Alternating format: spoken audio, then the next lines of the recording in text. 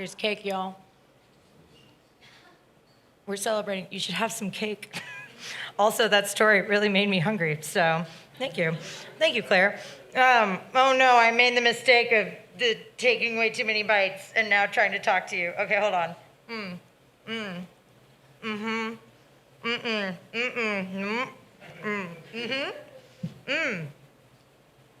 Oh, delicious. Oh, very good. Okay. Oh, the icing is amazing. All right.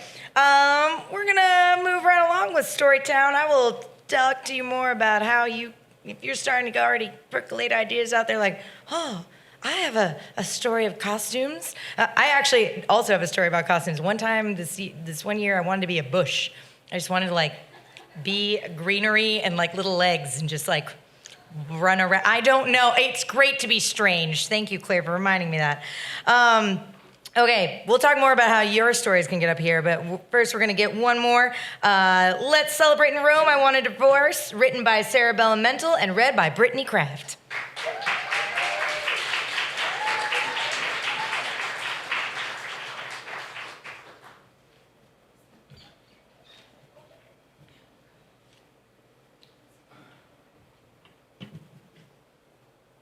The cake is good. So good. Okay. Let's celebrate in Rome, I want a divorce. I knew I was getting divorced. I didn't have the words to say it yet. I told my husband I would go to Rome to celebrate my 29th birthday. This led to a battle royale fight in the kitchen, as it always did if I chose to speak to him.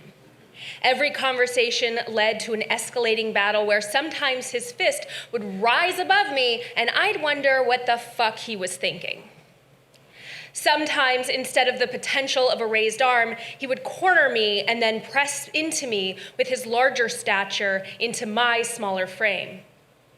It began to blur how little I talked and how many times I tried to stay out until 1 a.m. in downtown Houston, even though I lived in Spring. The trip was meant to celebrate my birthday, but his argument was that I'd miss our wedding anniversary 3 days after my birthday. I didn't plan for both my wedding and my birthday to coincide. He did. He wanted me to be 25 when he married me, so he planned the date according to me turning just that age, 3 days after my birthday. I called up my mother one day, a year into living in a new state, all alone, without family, friends, or anything. It was because he was trying to break through a locked door. When did it get easy? I asked her if it was normal to barricade my body weight against a door to stop him from getting to me. Her reply was, "This is what marriage is. Get used to it. Stop bitching about it and get over it already. This is what you signed up for." I don't like talking about this because people's faces contort. They get this sad puppy expression, this, "You seem so much stronger than a battered woman," look about their face I hate. They can't see me as that victim. They think I'm better than that, or just flat out say they could never allow someone to do that to them. They want to blame me for staying when this man spent every day reminding me I could never live without him. I could never make enough money to survive on my own. And I believed him. The trip to Rome was the ability to prove to myself that I could not just be gone for 2 weeks in another country, not speaking their language, not knowing a soul, but I could thrive in this. This birthday trip was a testing ground for proving his words to be what they were: empty, frivolous, fraught with his own inability to handle being alone, and my choosing myself over him. My Rome trip was fucked from the beginning, though. The hotel I had booked called me about not being at the hotel. I double-checked the dates, and it seemed correct. I then realized that you lost a day traveling, so I had to message them that I had indeed fucked up, so they kept my room despite me not being there. "You need transport?" the question was asked again and again. Do I need transport? I decided to say yes. So when I did get there, I had a personal driver. I arrived at the place and didn't know where it was. I couldn't get inside the old Roman building to find my room. No one answered to let me in until a Roman resident let me inside and took me to where it was. It wasn't a hotel, but rather apartments in the building they were saying was a hotel. It wasn't, but it was 5 minutes to the Colosseum, so I forgave them. I couldn't lock the door for the first 5 nights. I put my luggage in front of the door so I'd be ready to fight if someone knocked it over. I couldn't get back into the building for hours because the Roman locks are stupidly designed and you need to push and shove as you turn the lock.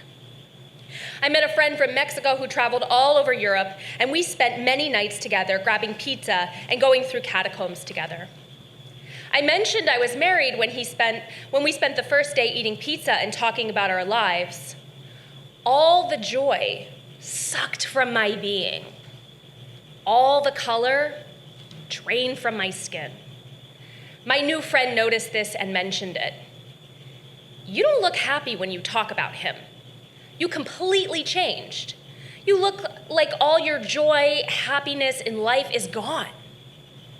My friend didn't know, but him pointing this out to me and permitting me to name what this was to someone who didn't tell me to just cope and deal with it and wait until the death does us part kills me, helped me realize I wanted a divorce. At that moment on cobblestones in Rome, eating pizza with a friend I had just met, I named out loud what I would do. So many things went wrong and so right with that trip. But the biggest was that I decided to release myself, get back home, and work toward my freedom. My trip to Rome proved to myself what I'd always known, but I had allowed him to tell me differently, that I was more than capable. I was lovable, and that my birthday deserved to be celebrated how I wanted it to be, because it's a miracle I'm still here. Thank you.